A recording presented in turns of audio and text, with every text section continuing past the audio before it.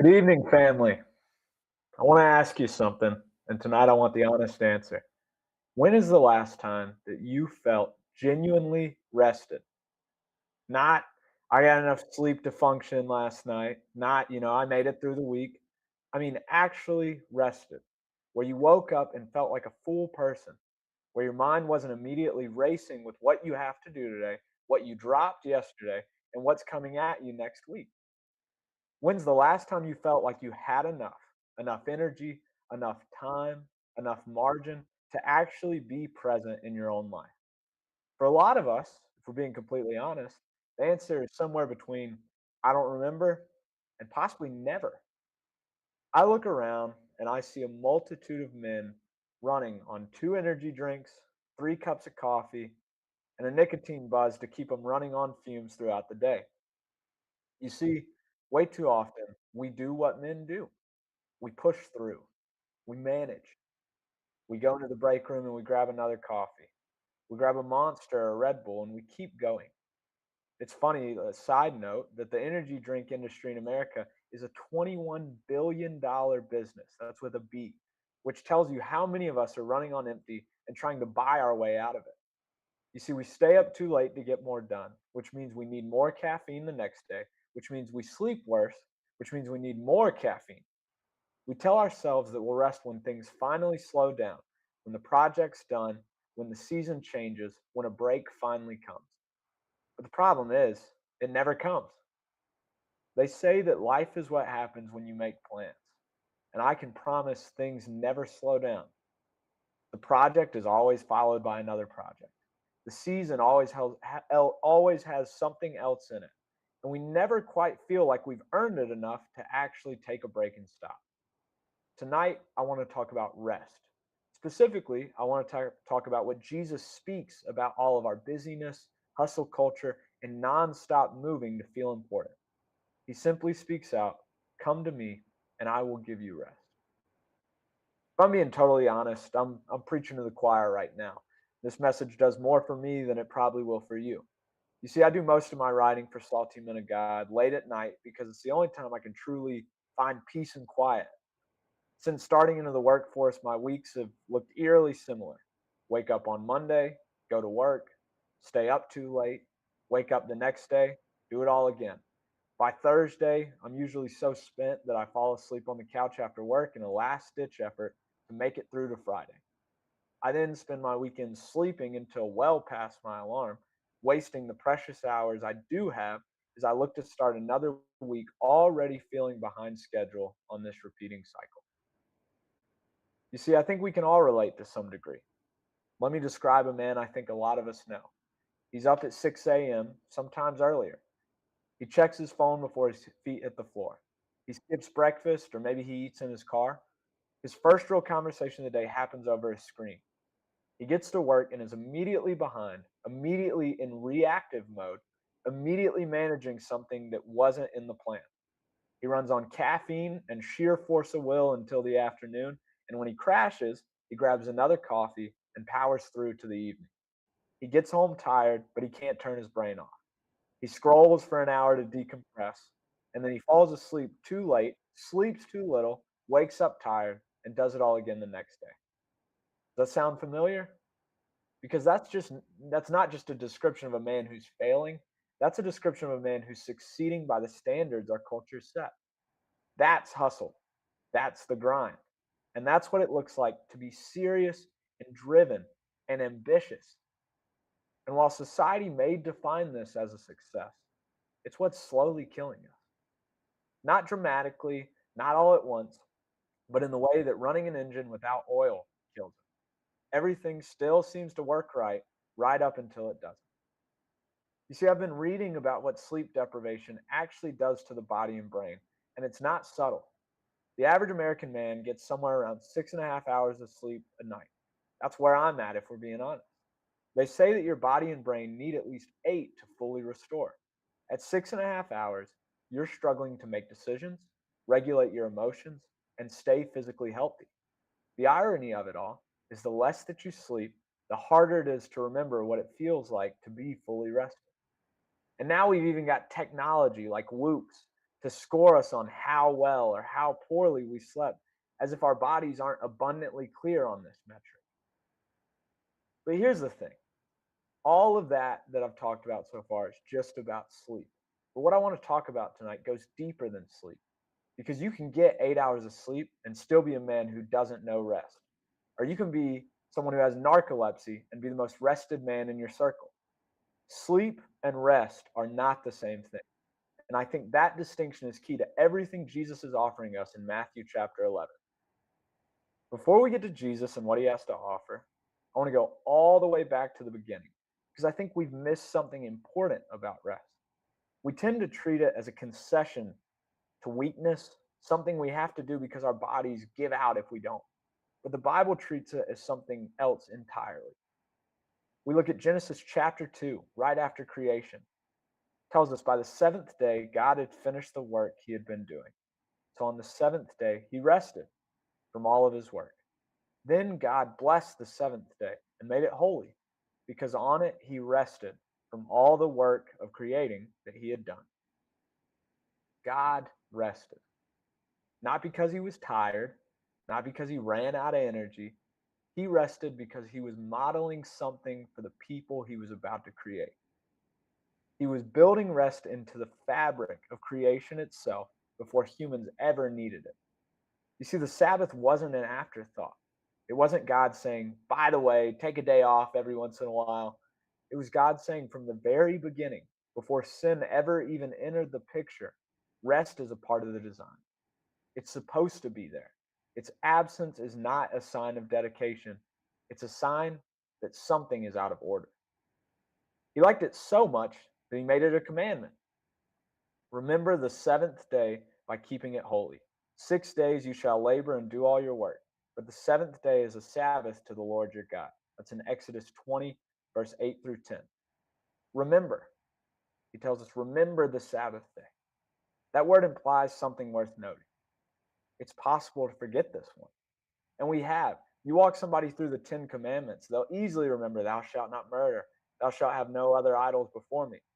But then they get to 9 and they're thinking, oh, I'm missing one. And it's always this one.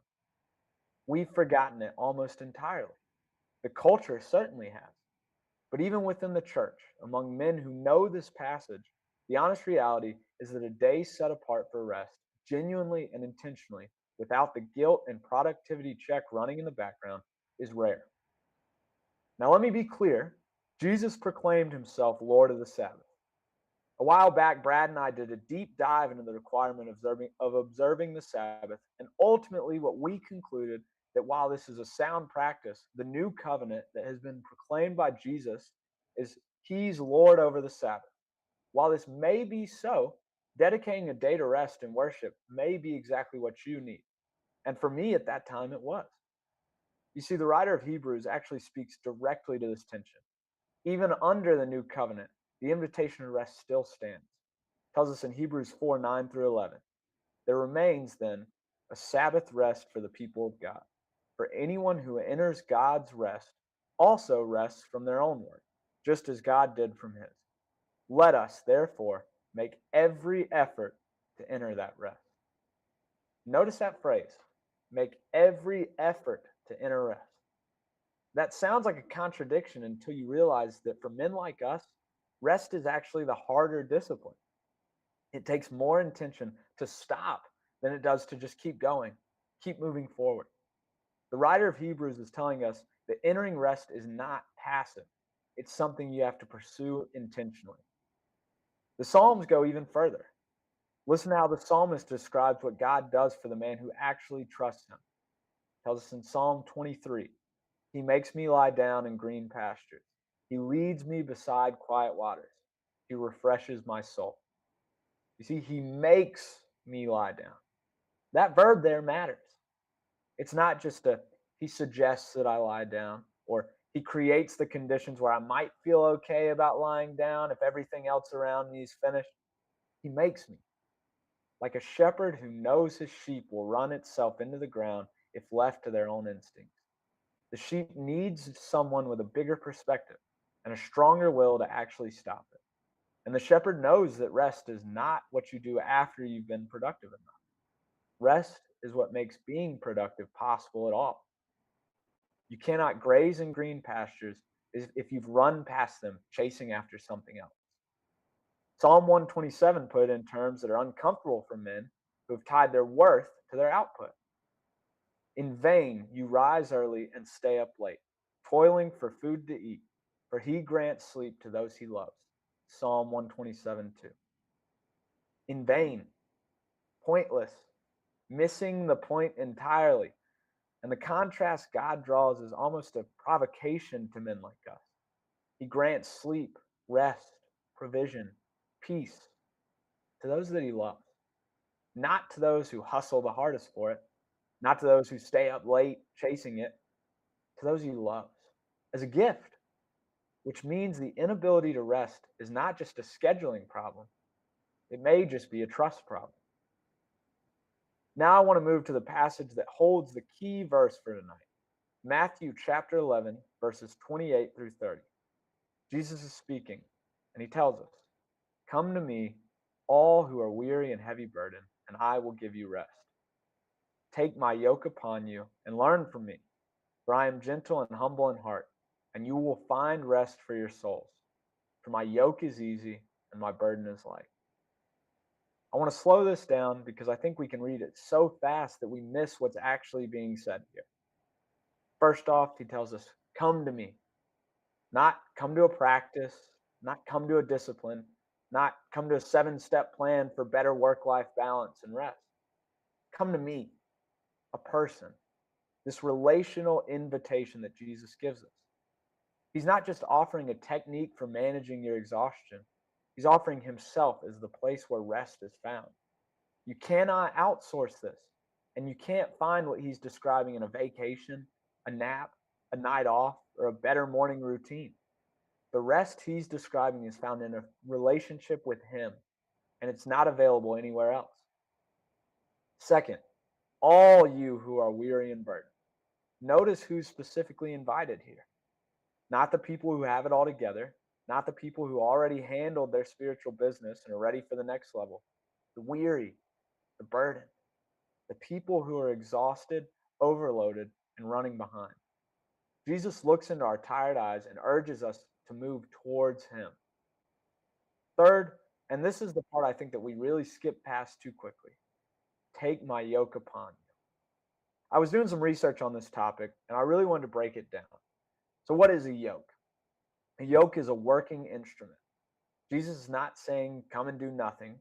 He's saying come and trade what you're currently yoked to for something different.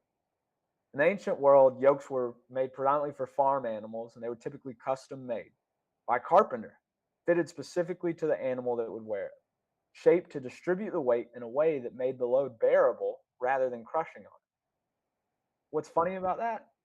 What was Jesus' vocation before he started his ministry? He was a carpenter. You see, he's not speaking in abstracts here. He's saying, I've made something that fits you, my handiwork. It's not the generic one size fits all weight that the world drops on each of us. Something made for you specifically, something that works with how you were built, not against it. And then this, my yoke is easy and my burden is light. Not absent, not zero, not nothing, light. There's still a load.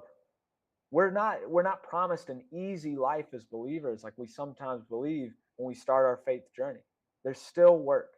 Following Jesus is not passive, but the load he gives is purposeful, proportionate, and carried with his strength alongside yours.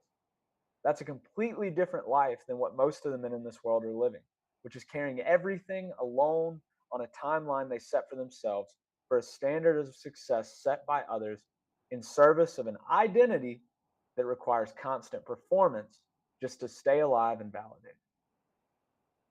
Here's the question Jesus is actually asking in those three verses. First, what are you yoked to right now? Because you are yoked to something. Everybody is.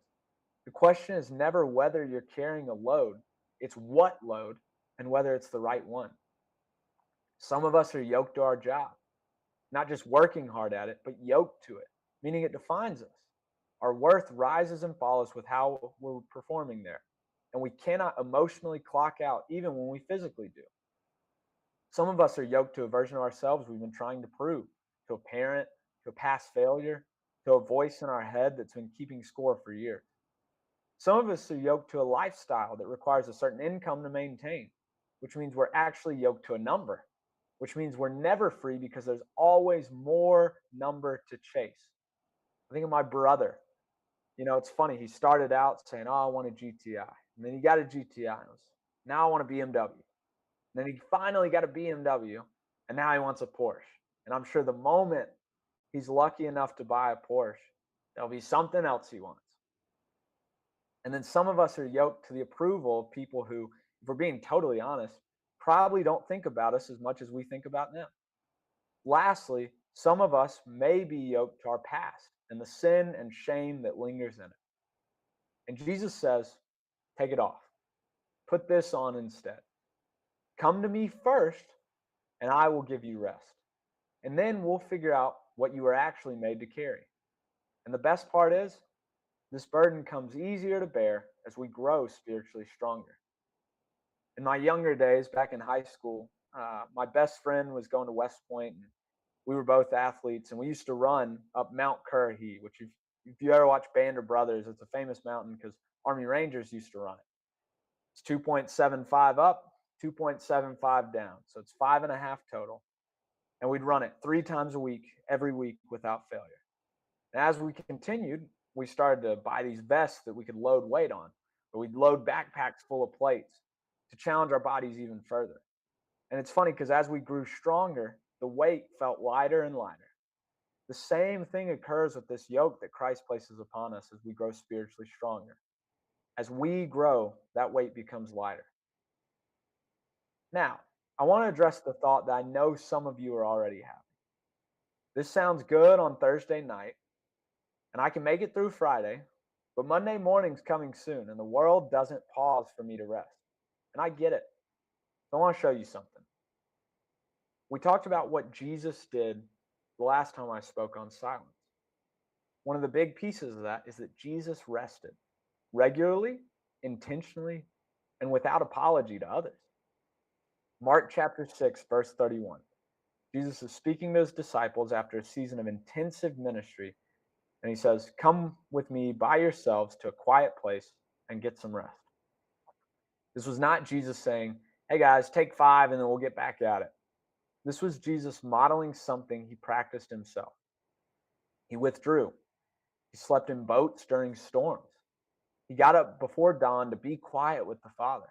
And he stepped away from crowds repeatedly, especially when the need around him was enormous and legitimate. Like we mentioned a few weeks ago, Jesus manufactured silence and solitude into his very life. The need around Jesus was always urgent. There was always one more sick person, one more question, one more town that hadn't heard his message yet. He had 3 years to change the world. And if anyone had a reason to run himself into the ground for the mission, it was him. But he didn't. He rested. He withdrew. He showed us by the example The urgency of the mission is never a good enough reason to neglect what God has built into our design.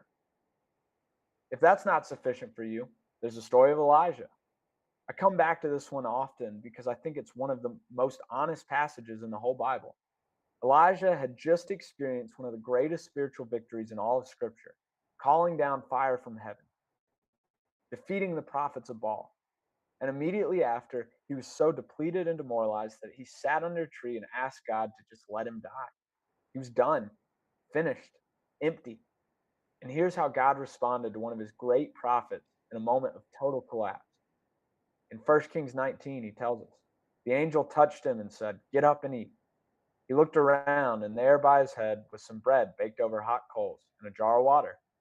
He ate and drank, and then laid down again. The angel of the Lord came back a second time and touched him and said, "Get up and eat, for the journey is too great for you." God's first response to Elijah's burnout was not a rebuke.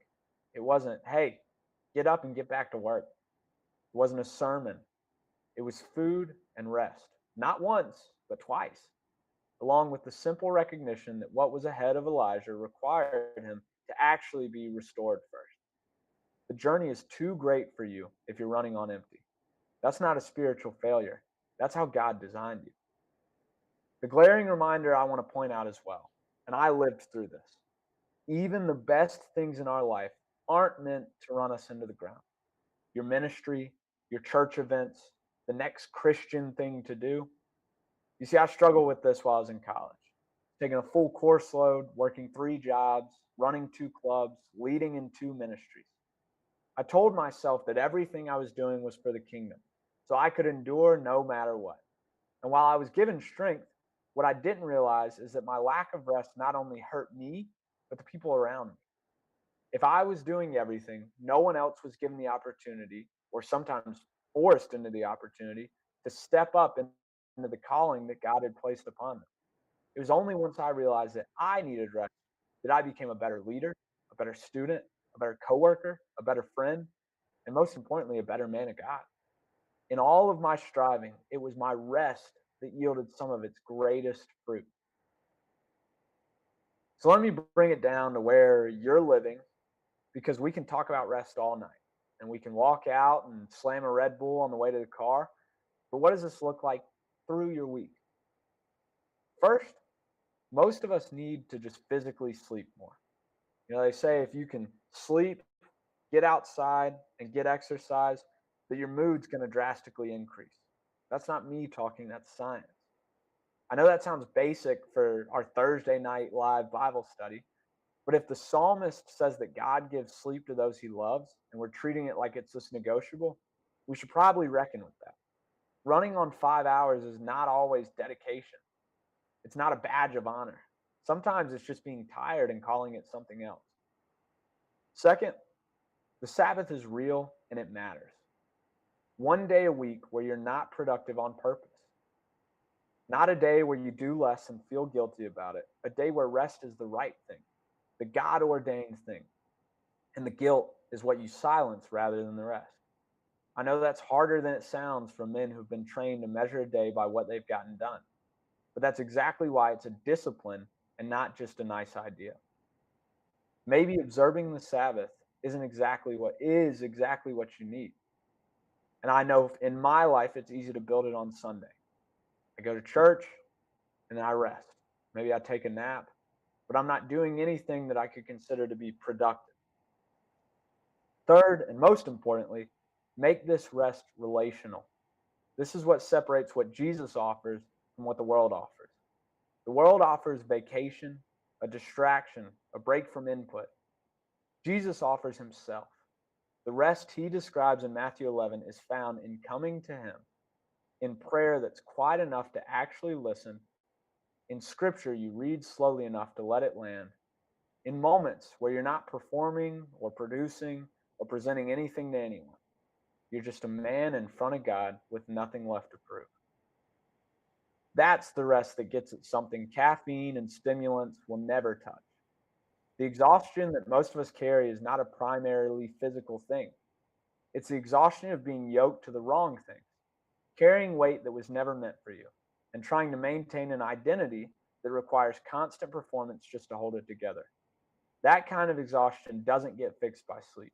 It gets fixed by coming to Jesus and doing what he said. Trade your yoke for his. Isaiah puts the promise on it. But those who hope in the Lord will renew their strength. They will soar on wings like eagles. They will run and not grow weary. They will walk and not be faint. It's Isaiah 40:31. Not those who hustle the hardest, not those who optimize the best, those who hope in the Lord. Those who bring their exhaustion to him instead of trying to white knuckle their way through it. Those people get something no energy drink can sell you: renewed strength, actual restoration, not just stimulation. I want to close with something I've been sitting with all week. Jesus did not say, "Come to me and I will teach you to manage your exhaustion better." He did not say, "Come to me and here's the plan." He said, "Come to me and I will give you rest." He said it like a man who already has something and is offering it to us freely, like a father who watched his son run himself into the ground trying to earn something that was never for sale. You may have been running for a long time, and some of you have been running so long you don't even remember what it felt like to stop. You've mistaken movement for progress, busyness for purpose, and exhaustion for evidence that you matter. The world applauded it, and you just kept going.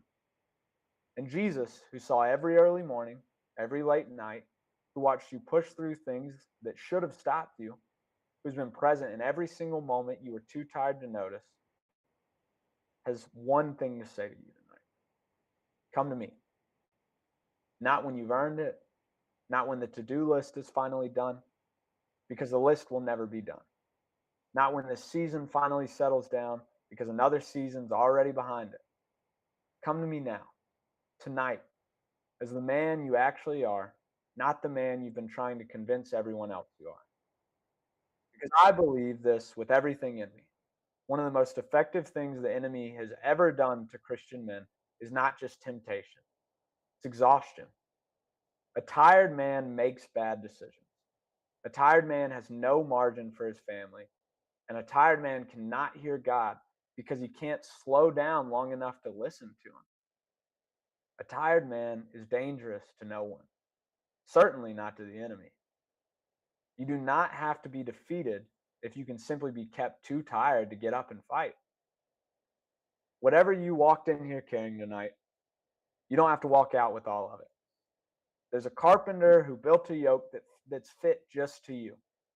And he's been waiting longer than you know to put it on your shoulders and show you what it feels like to finally carry something light. The rest you've been chasing was never at the end of the next project. It was never even at the finish line. It was always right here. It was always in Jesus. Come to me, all who are weary and burdened, and I will give you rest. That invitation's still open. Come and rest. Will you pray with me? Dear Lord, thank you for this day. Thank you for just another opportunity to gather. Lord, thank you for opening our eyes this morning. I ask, Lord, that you would just bless these men, guide us, Lord. I ask that you would fulfill that promise. Give us rest, Lord, and let us not be too busy or too ashamed or too focused on something else to forgo that gift. Lord, I ask that you would allow us to slow down, to see what's important, and to seek your face. I ask that you would give us rest, both in time sleeping, but more so in that relation with you.